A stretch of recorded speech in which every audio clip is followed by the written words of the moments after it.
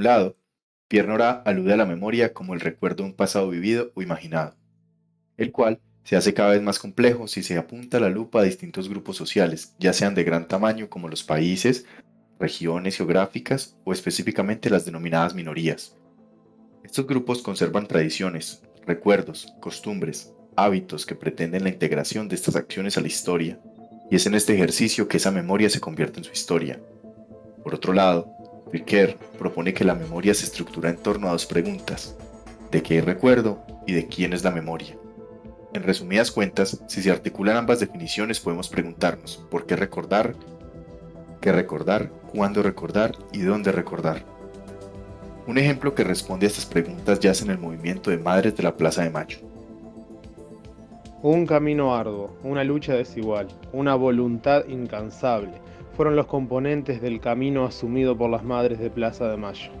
Desde un día de abril de 1977 en que se reconocieron unidas por un mismo dolor, la desaparición de sus hijos. Desde entonces, las Madres de Plaza de Mayo se convirtieron en un símbolo de lucha y resistencia inquebrantable en la búsqueda de la verdad, la memoria y la justicia. El proceso de reorganización nacional, 1976-1983. El 12 de octubre de 1973, María Estela Martínez de Perón llega como vicepresidenta de la mano de su esposo al poder. El 1 de julio de 1974 fallece Juan Domingo Perón, quien ejercía por tercera vez su mandato como presidente. Con gran dolor debo transmitir al pueblo el fallecimiento de un verdadero apóstol de la paz y la no violencia.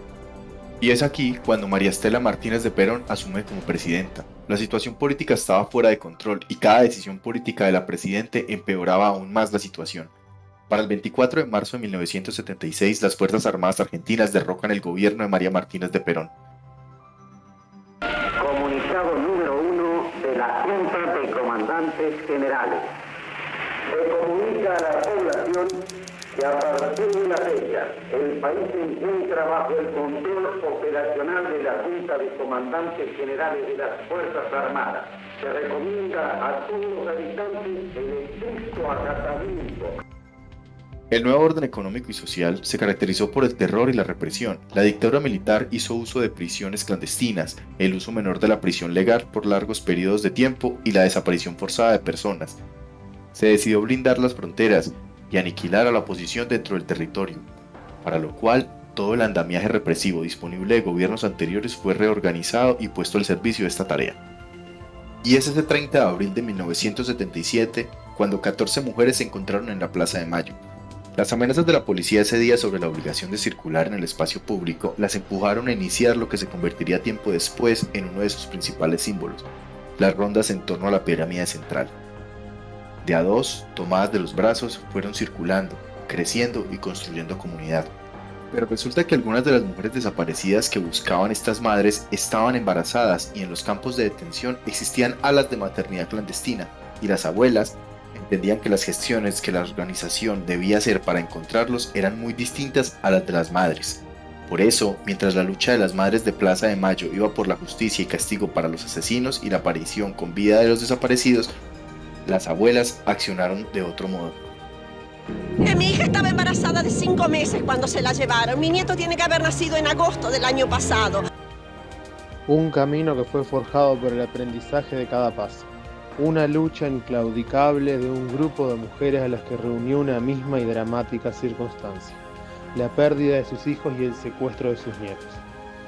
Detener la mirada en la historia de las abuelas y madres de Plaza de Mayo es admirar la tenacidad con la que emprendieron una búsqueda sostenida fundamentalmente por el amor, pero también por la necesidad de conocer la verdad y exigir justicia en un país en el que fue posible una cruenta dictadura. Mi hija estaba embarazada de 5 meses cuando se la llevaron. Mi nieto tiene que haber nacido en agosto del año pasado. Hasta ahora no he podido saber nada de él. Lo único que sabemos es que los chicos nacen. ¿Nacieron esos nietos? ¿No nacieron? ¿Dónde están esos bebés? ¿Dónde están esos bebés?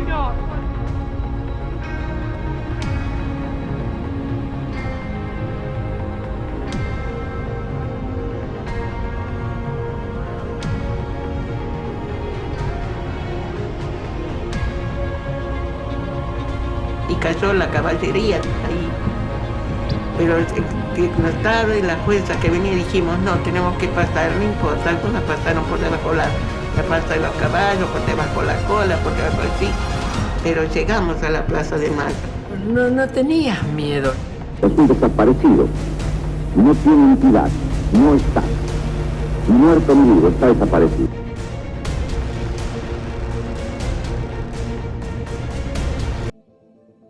Los logros que han alcanzado las madres y abuelas de la Plaza de Mayo han sido importantes, a pesar de los intentos de saboteo que sufrieron durante la dictadura.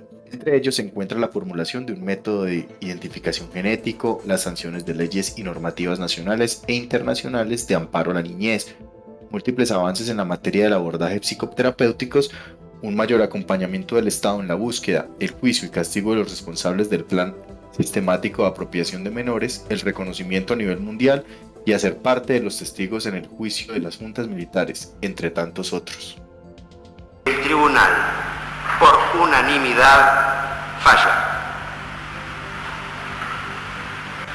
condenando al teniente general Jorge Rafael Videla a la pena de reclusión perpetua, inhabilitación absoluta perpetua, accesorias legales, artículo 12 del Código Penal, accesoria de destitución, artículo 538 del Código de Justicia Militar, y pago de las costas, artículo 29, inciso 3 del Código Penal.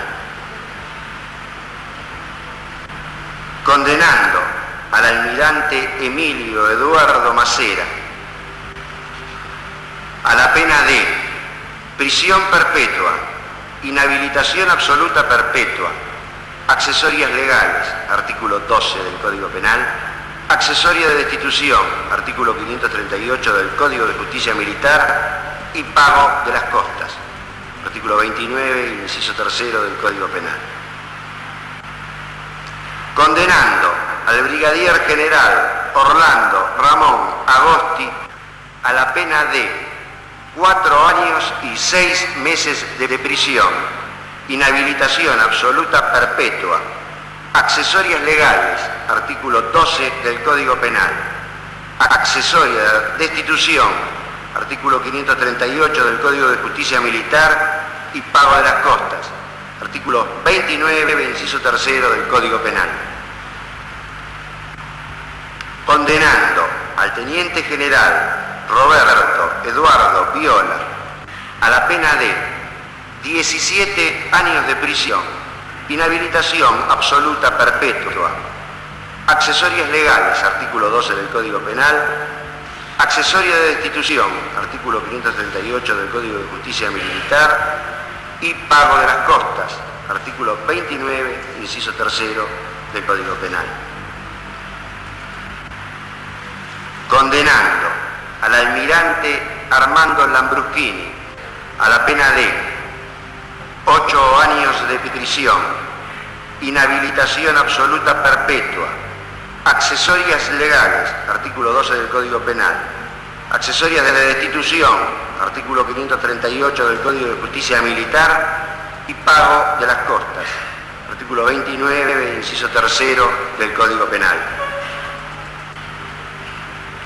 Absolviendo de culpa y cargo al brigadier general Omar Domingo Rubens Grafinia, absolviendo de culpa y cargo al teniente general Leopoldo Fortunato Galtieri, absolviendo de culpa y cargo al almirante Jorge Isaac Anaya, absolviendo de culpa y cargo al brigadier general Basilio Arturo Ignacio Lamidoso, firmado León Carlos Arrañán, Andrés D'Alessio, Jorge Edwin Torlasco, Jorge Alejandro Valerga Arauz, Guillermo Ledesma, Ricardo Rodolfo Gil Lavera. Se da por terminado el acto. La aparición del último nieto, el número 130, ha significado que el trabajo de las abuelas ya es parte de una sociedad que busca y que no cesará hasta encontrar a los nietos que faltan. En 2014 recién pude conocer, cuál había sido mi origen, a partir de una confesión de mi entorno familiar, del entorno con el que yo había crecido, Con esa duda, poco tiempo después me acerqué a Abuelas de Plaza de Mayo y pude verdaderamente conocer quiénes habían sido mis padres, cuál había sido mi familia de origen. Tenía mucha incertidumbre dónde había nacido, por ejemplo, cuándo había nacido. Y también saber si había familiares que estuvieran vivos, que estuvieran buscándome, esperándome. La supresión de la identidad tiene un impacto muy grande, ¿no? Que creo que por ahí en algunos casos más, en otros casos menos. Yo no creo que uno restituya su identidad, creo que uno enriquece su identidad conociendo sus orígenes. Creo que ese es el gran regalo que nos hacen las abuelas, ¿no? Sin embargo, las tareas siguen pendientes. La principal es encontrar a los centenares de hombres y mujeres que todavía viven con una identidad falsa, sin saber quiénes son, sin ser libres. En Chile también existió otro colectivo de mujeres llamado las Mujeres de Calama, quienes aún buscan en el desierto de Atacama los restos de sus seres amados. Mujer de Calama, con tu memoria haremos la siembra para la historia. Mujer de Calama, cerca del fuego tejiendo madejas con los recuerdos. Mujer de Calama, dile a tu sombra que aunque no lo creas, nunca estás sola. Dictadura militar chilena, 1973-1990. En 1973 las fuerzas militares exigían la renuncia del primer presidente socialista elegido democráticamente. El 11 de noviembre de 1973 el gobierno de la Unidad Popular fue derrocado por un golpe de estado encabezado por el general Augusto Pinochet. Luego de conformarse la junta militar, se emitió un comunicado solicitando al presidente Allende la entrega inmediata de su cargo a las Fuerzas Armadas y Carabineros de Chile, pero Allende se resistió. Yo no voy a renunciar. Colocado en un tránsito histórico, pagaré con mi vida la lealtad del pueblo.